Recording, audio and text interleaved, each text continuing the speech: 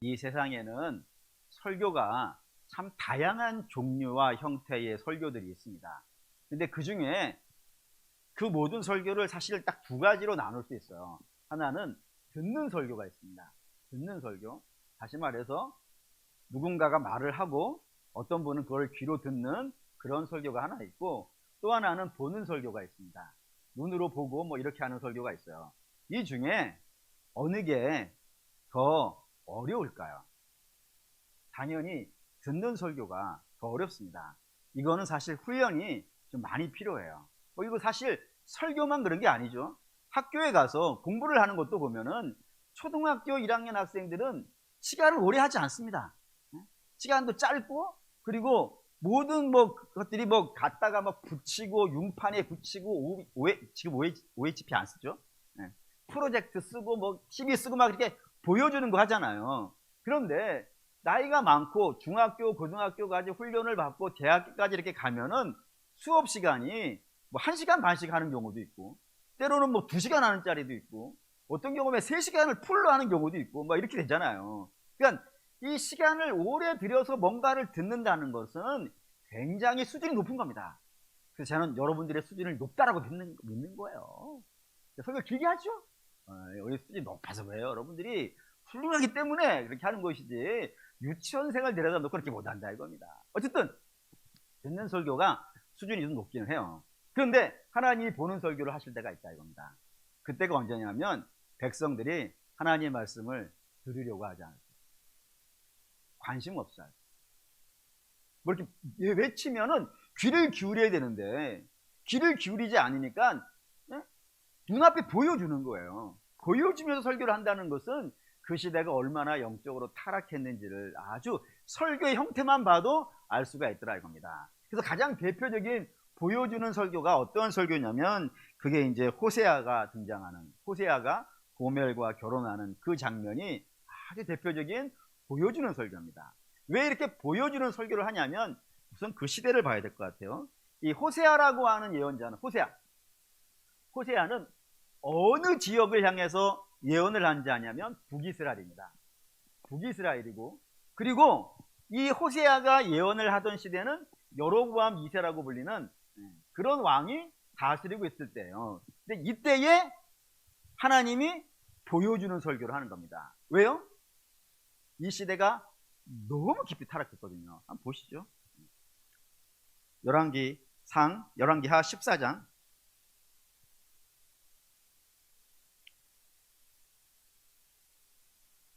열왕기하 14장 25절, 14장 25절, 14장 25절 읽을게요. 이스라엘의 하나님 여호와께서 그의 종 가드헤멜 아미떼의 아들 선지자 요나를 통하여 하신 말씀과 같이 여로보암이 이스라엘 영토를 회복하되 하맛 어귀에서부터 아라바 바다까지 하였으니, 여기 이제 여로보암 2세가 다스리던 시대의 상황입니다. 여기서 여러분들이 보셔야 되는 단어가 두 개가 있어요. 하나는 하맛 어귀라는 단어가 있고, 또 하나는 회복이라는 단어가 있어요. 그러니까 하맛 어귀에서부터 아라바 바다까지가 여로보암 이전에는 이스라엘 땅이 아니었다는 겁니다. 근데 원래는 그 땅이 이스라엘 땅이었다 이거예요. 땅이었는데 그 땅을 어떻게 된 거예요? 잃어버린 거예요. 잃어버렸다가 회복했단 말이에요. 그럼 이게 언제적 이스라엘 땅이냐면, 더 가볼게요. 열왕기상 8장 52절, 8장 65절, 8장 65, 열왕기상 8장 65절 읽을게요. 그때에 솔로몬이 7일과 7일 도합 14일간을 우리 하나님 여호와 앞에서 절기를 지키는데 하맛 어귀에서부터 애굽 강까지 온 이스라엘의 큰 회중이 모여 그와 함께 하였더라 했단 말이에요. 그러니까 하맛 어귀에서부터 애굽의 강까지면 나일강까지예요. 거기가 누구의 영토였다고요? 솔로몬의 영토였다고요. 솔로몬이 이 땅을, 그러니까 이스라엘 최전성기 때 가지고 있었던 땅이 하맛 어귀에서부터 애굽 강까지예요.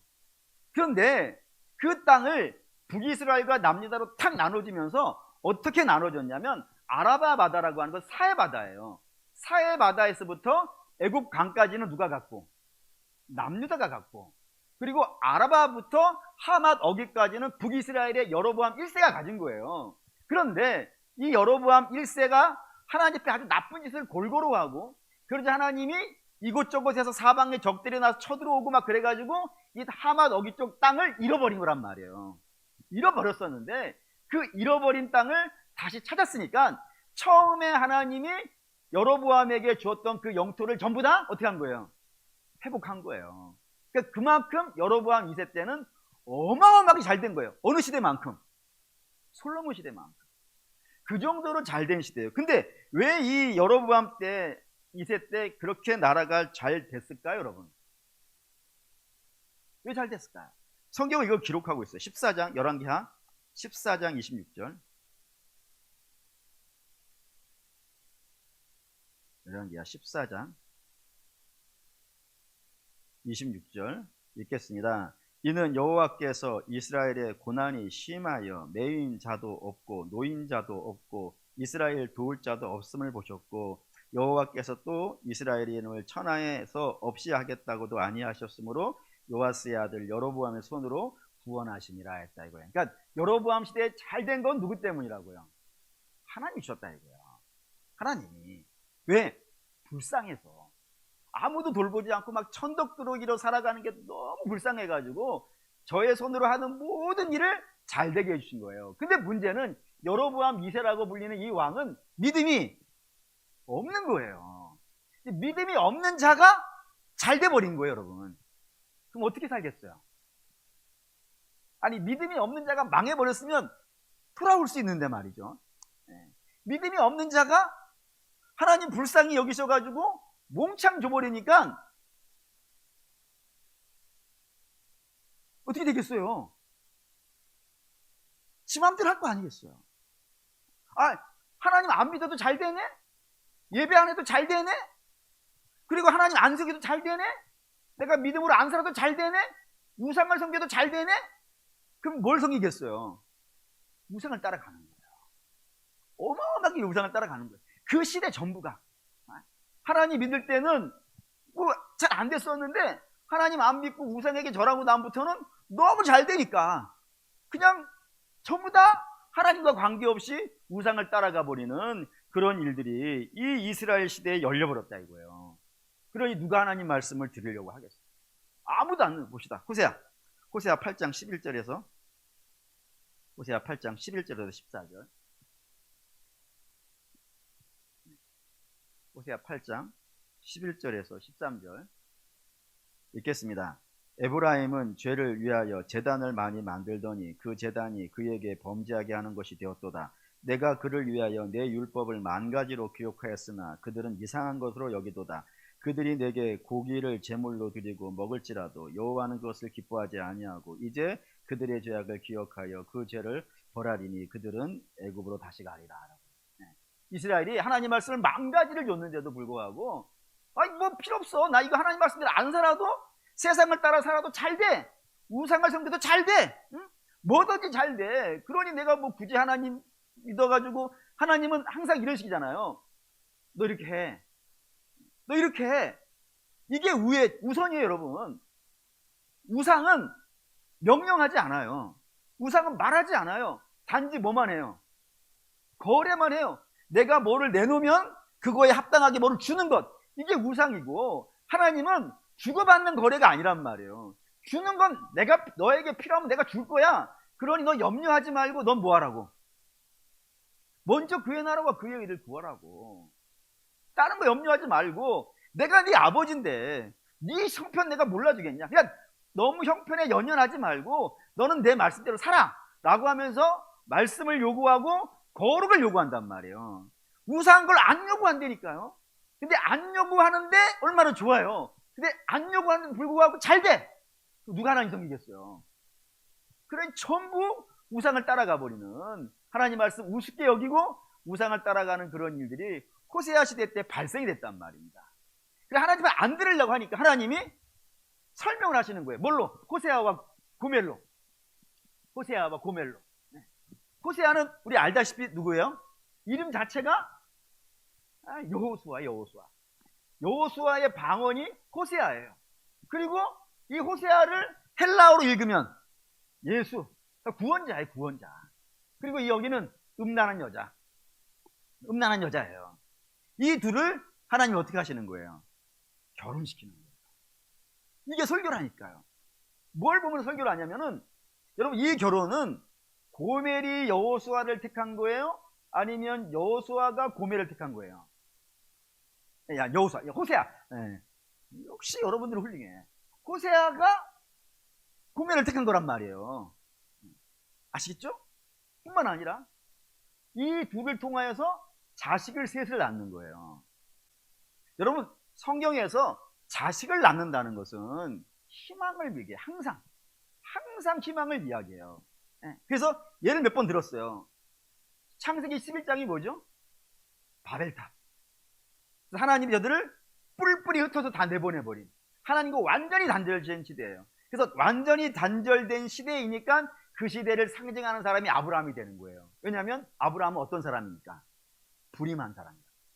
자식을 못 낳는, 희망이 없는 자라고요. 근데 그 희망이 없는 자를 주께서 찾아가셔서 그에게 아들을 낳게 하시는 거예요. 희망을 주시는 거예요. 내가 아직 너희를 버리지 않았어 라는 의미예요. 뿐만 아니라 좀 더 지나가면은 엘리 대제사장 시대가 나와요. 엘리 대제사장 시대도 불임의 시대예요. 뭘 보면 이 시대가 불임의 시대인지를 아냐면은 엘리 대제사장도 타락했어요. 아주 타락했어요. 얼마나 심각하게 타락했냐면 한나가 성전에 와서 하나님 앞에 눈물 흘리며 기도하는 장면을 보고 뭐라 그래요? 술 취했다 그래요. 이게 가당치 않은 이야기예요. 술 취한 것과 기도하는 것이 구별이 안 되겠습니까? 잘 모르시겠으면 이따 기도하실 때 옆에 있는 분 보시면 됩니다. 저 사람이 술 먹고 저러는가? 아니면 성령에 취했는가? 보면 안 돼 이거예요. 술하고는 달라요. 근데 그거를 대제사장, 일반 성도라면 그나마 조금 이해가 될 수도 있을지 모르겠지만 대제사장이 그걸 구별 못하는 거예요.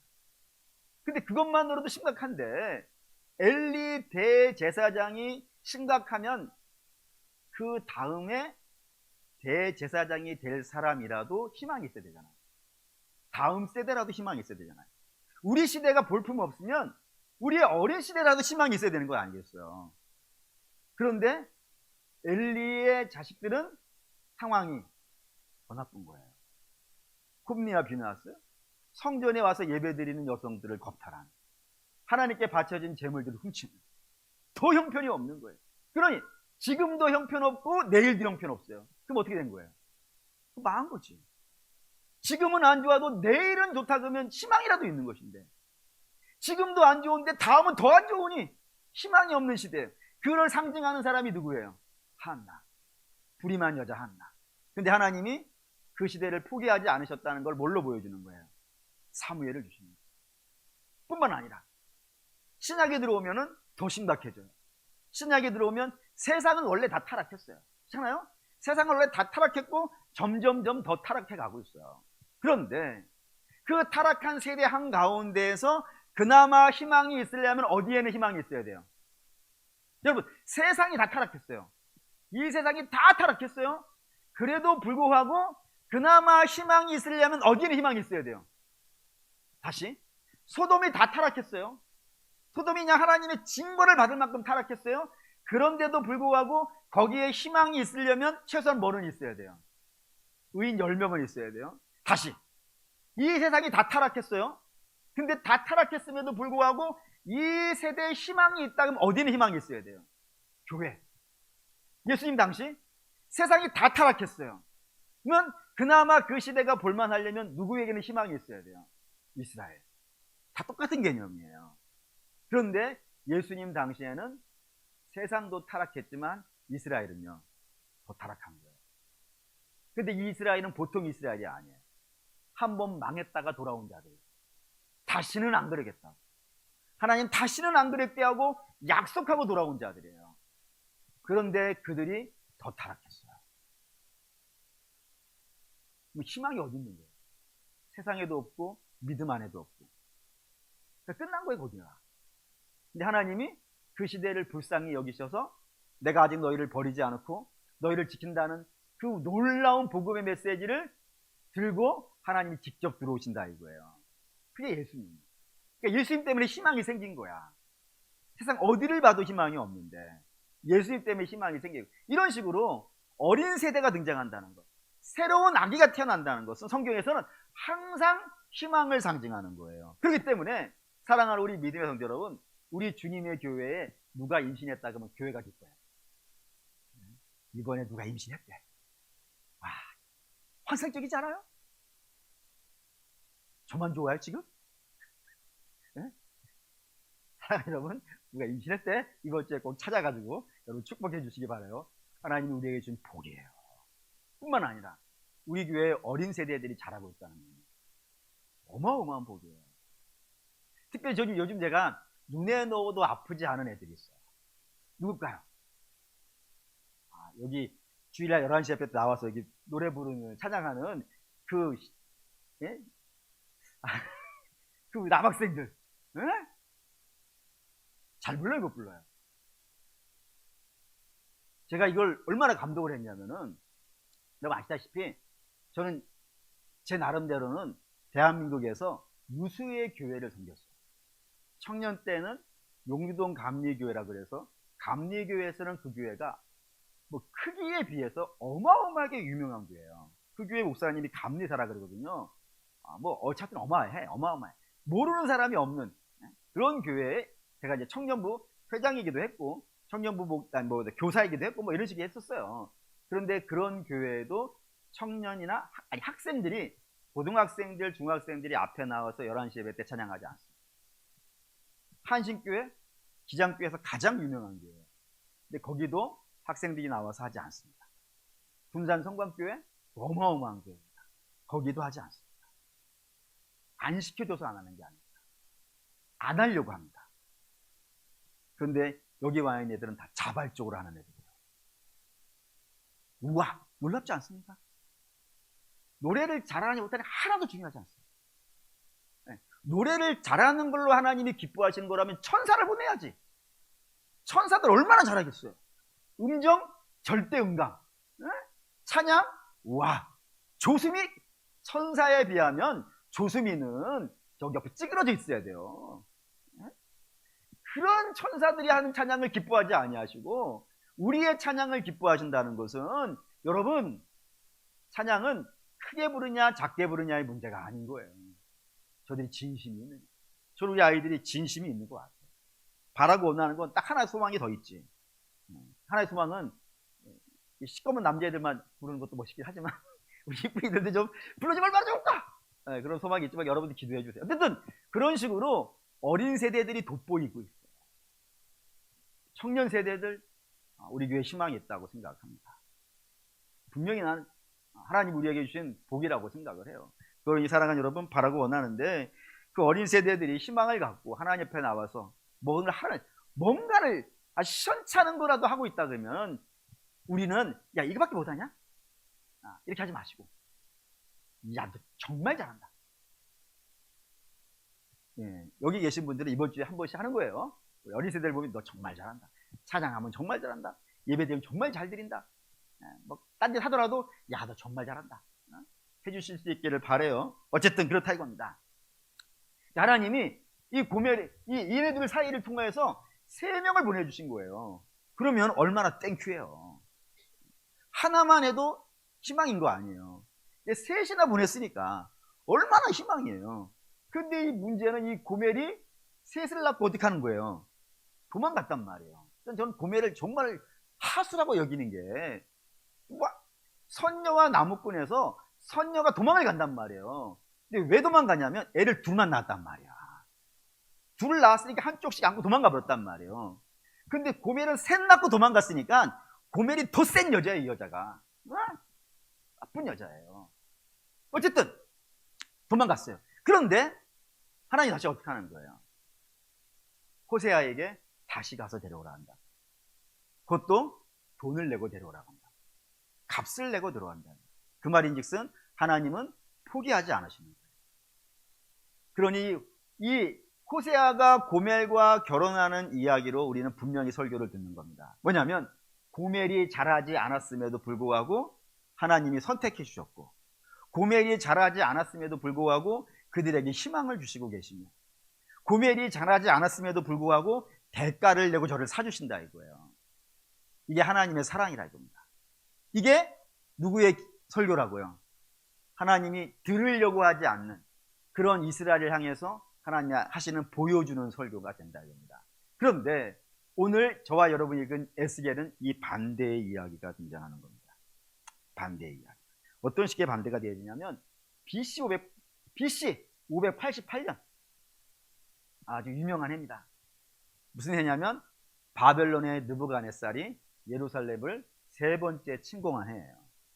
이때 세 번째 침공할 때 느부갓네살은 결심을 했습니다. 이번 침공으로 예루살렘 어떻게 한다? 망하게 한다. 이 나라를 끝낸다 라는 결심을 하고 쳐들어왔어요. 그런데 문제는 이 성이 안 넘어지는 거예요. 바벨론이란 대제국이 와서 공격을 하는데도 불구하고 안 넘어지는 겁니다. 안 망하는, 1년이 지나도록 안 망하는 거예요. 그러니까 세계가 놀랐어요. 아니 저게 왜 안 망하지? 그리고 이스라엘도 놀랐어요. 우리가 왜 안 망하지? 그러고 보니까 이들이 얻은 결론이 두 가지가 있었단 말이에요. 우리가 안 망하는 이유 두 가지가 있었다 이거예요. 첫째 뭐냐면 예루살렘은 천혜의 요새라 이겁니다. 그러니까 어떠한 나라가 쳐들어온다 하더라도 지리 자체가 아주 요새에 있기 때문에 공략이 안 당하는 거예요. 그래서 이 예루살렘은 여호수아와 갈렙도 얻지 못해요. 특히 갈렙 같은 경우에는 유다 지파의 족장으로 이 산지를 내게 주소서 했던 사람이란 말이에요. 이 산지를 내게 주소서 해가지고 헤브론을 차지한 사람이에요. 그런데 예루살렘은 그 갈렙이 받은 유다 지파 영역에 있단 말이에요. 그런데도 불구하고 갈렙도 이 예루살렘을 차지하지 못해요. 사울도 못하고 사무엘도 못해요. 그리고 이스라엘의 사사가 12명이 있는데 12명 중에 제1사사가 누군지 아십니까? 온니엘이에요. 온니엘도 못해요. 유다 지파인데도 불구하고. 다 자기의 영역 안에 있는 땅인데도 불구하고 그 기라성 같은 사람들 중에 누구도 차지하지 못할 만큼 점령이 안 되는 성이었단 말이에요. 그런 이유가 하나가 있을 것이다. 두 번째 이유는 우리에게는 뭐가 있다? 성전이 있다. 근데 그 성전은 믿음의 대상이 아니야. 믿음의 대상이 아니라 부적의 대상이에요. 여러분 부적과 믿음의 대상은 아시겠죠? 뭐로 구별할 수 있어요? 부적은 내가 그냥 갖고만 있으면 되는 거예요. 그 부적이 나한테 명령하는 게 없다니까요. 내가 부적을 따라 살아야 될 이유가 없어요. 인식도 안 해도 돼.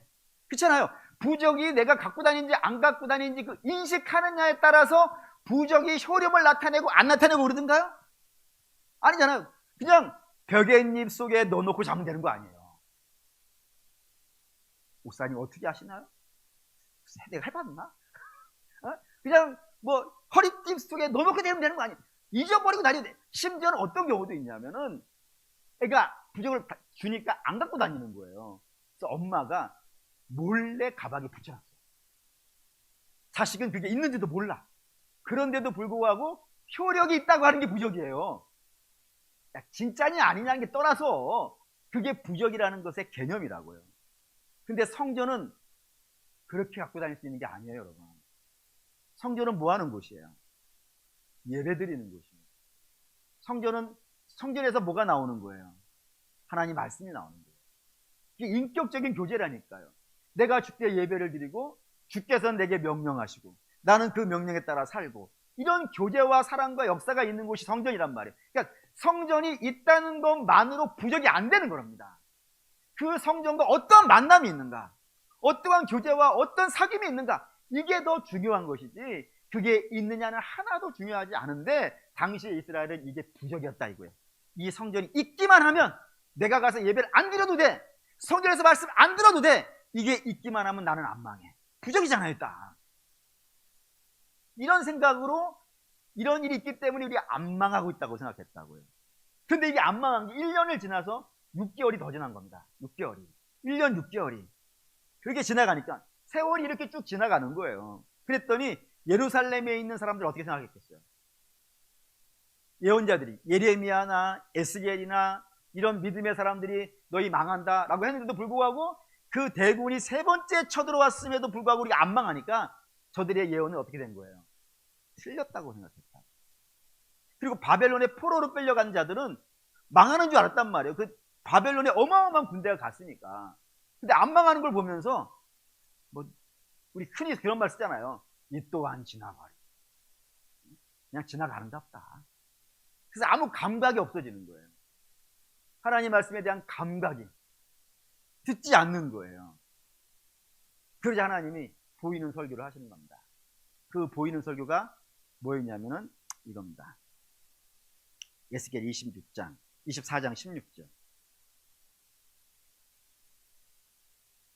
에스겔 24장 16절 읽겠습니다. 인자야, 내가 내 눈에 기뻐하는 것을 한번 쳐서 빼앗으니 너는 슬퍼하거나 울거나 눈물을 흘리지 말지라 했습니다. 주께서 에스겔에게 내 눈에 기뻐하는 걸 내가 뺏겠다 라고 얘기하는 거예요. 여기에서 내 눈에 기뻐하는 것이 뭘까요? 에스겔의 부인입니다. 이걸 하나 알려지는 이야기에 의하면은 에스겔은 자기 부인을 굉장히 기뻐했어요.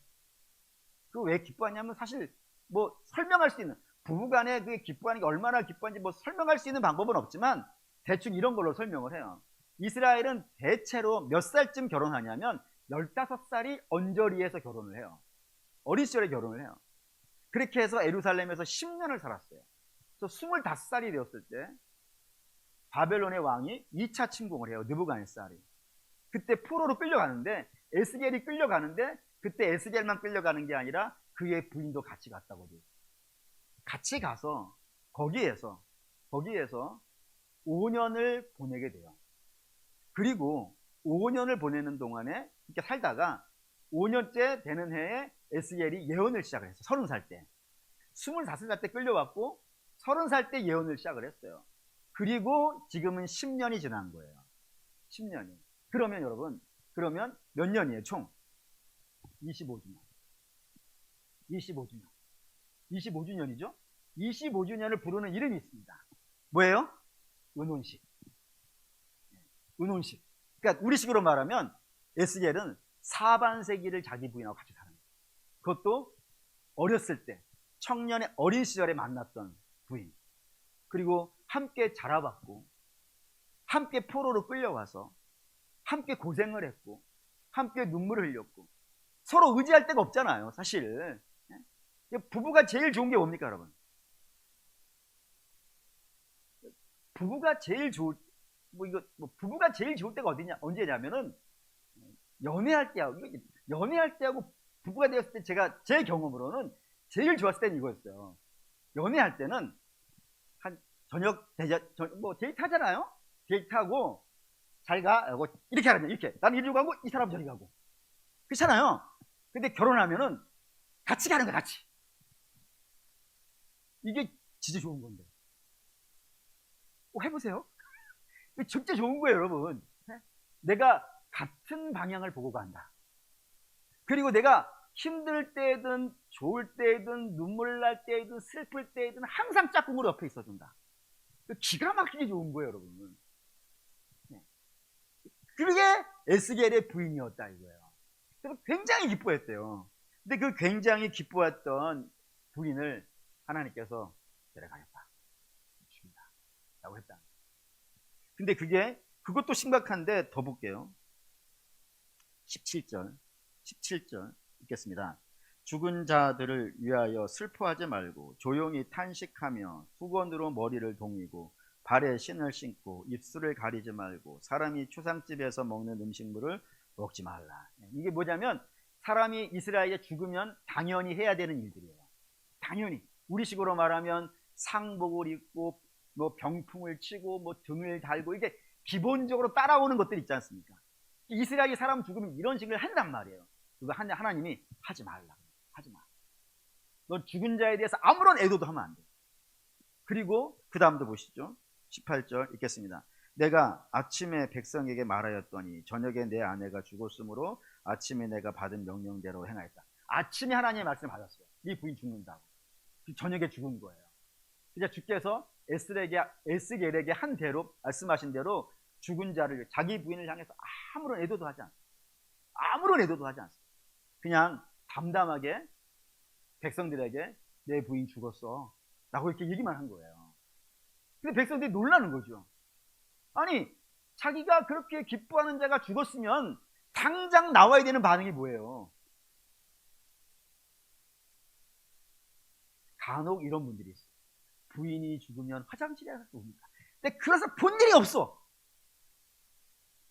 진짜 여러분, 네, 네? 정말 슬픈 일이란 말이에요.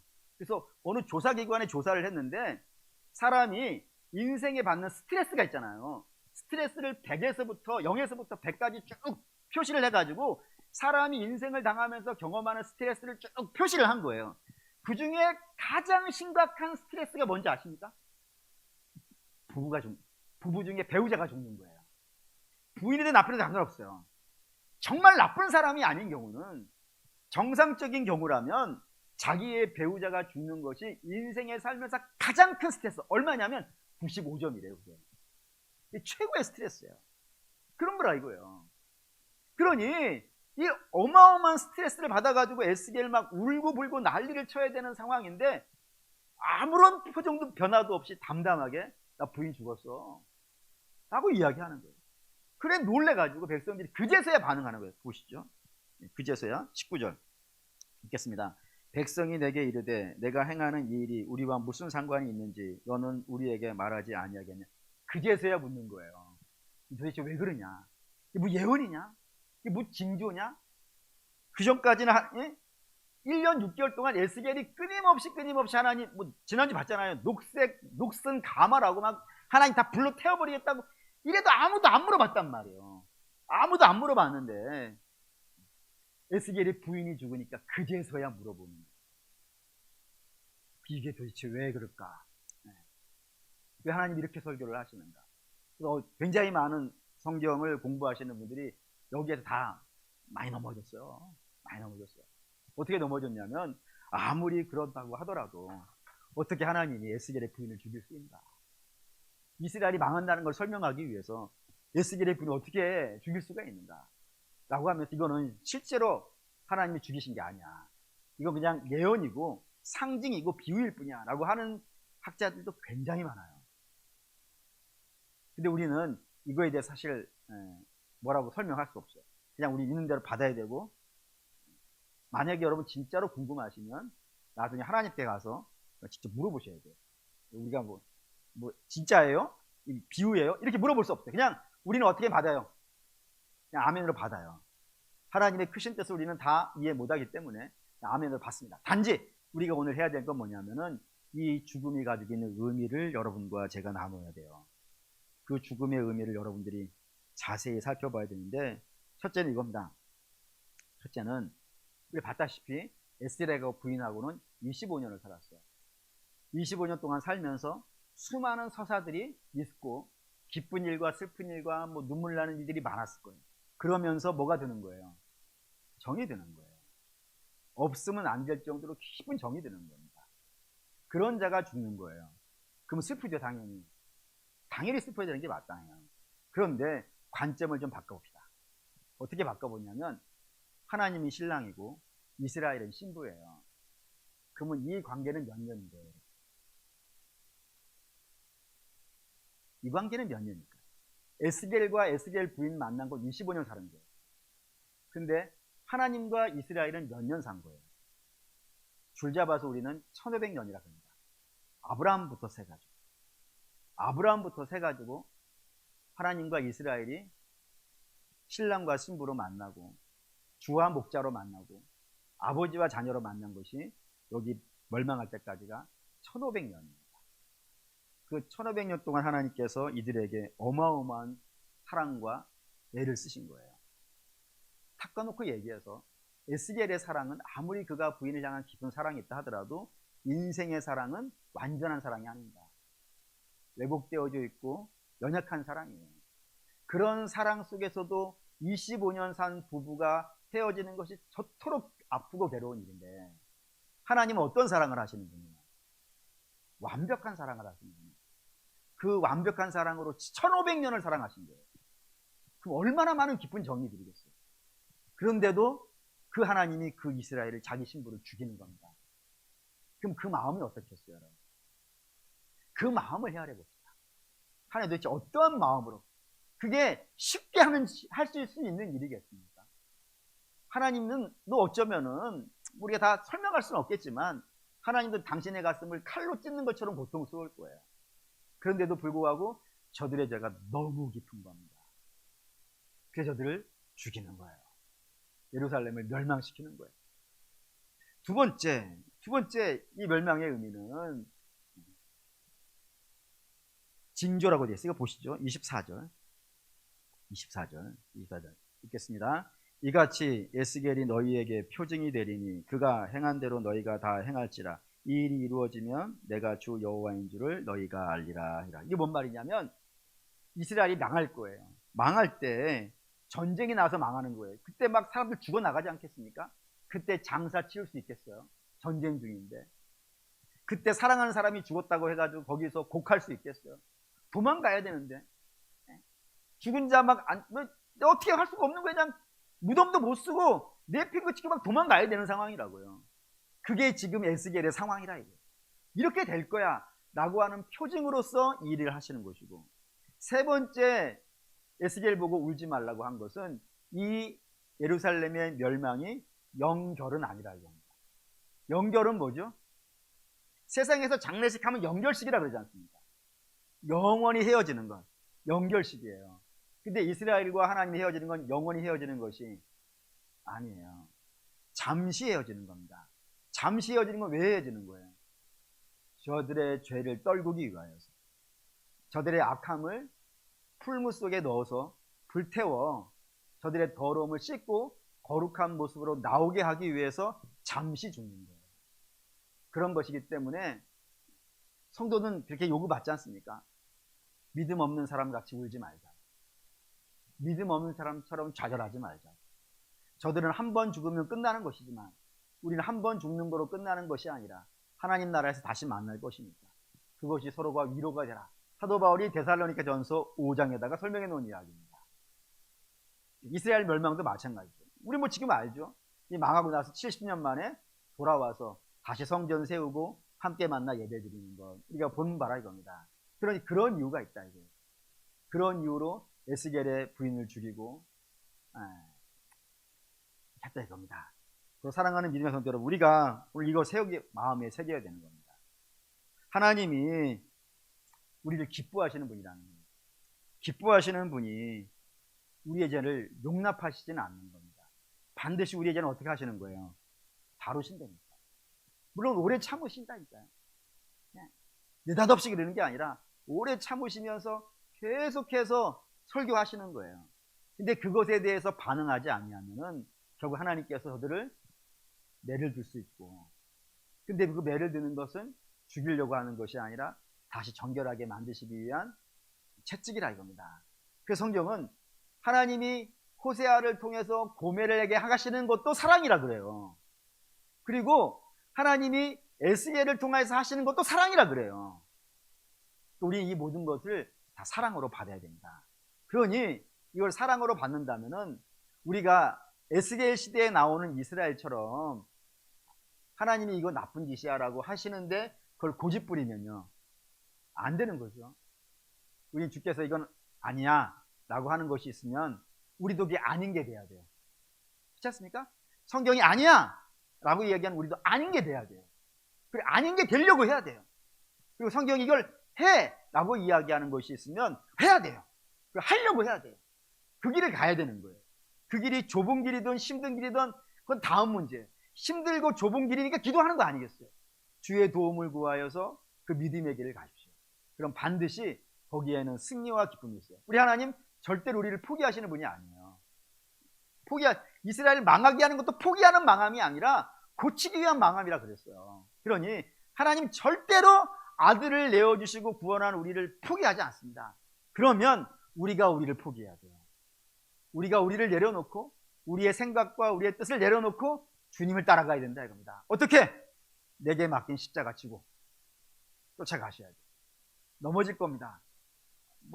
저도 넘어져 봤고 앞으로 가만히 생각해 보니까 앞으로도 넘어질 확률이 적지 않이 있어요.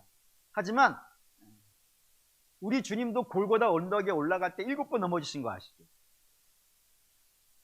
그래서 7번 포인트가 있어요, 가면은. 네. 사랑하는 우리 믿음의 성도분, 넘어질 수 있어요. 넘어지지만 포기하지 말고 주의 약속하신 골고다 언덕까지 믿음으로 걸어가십시오.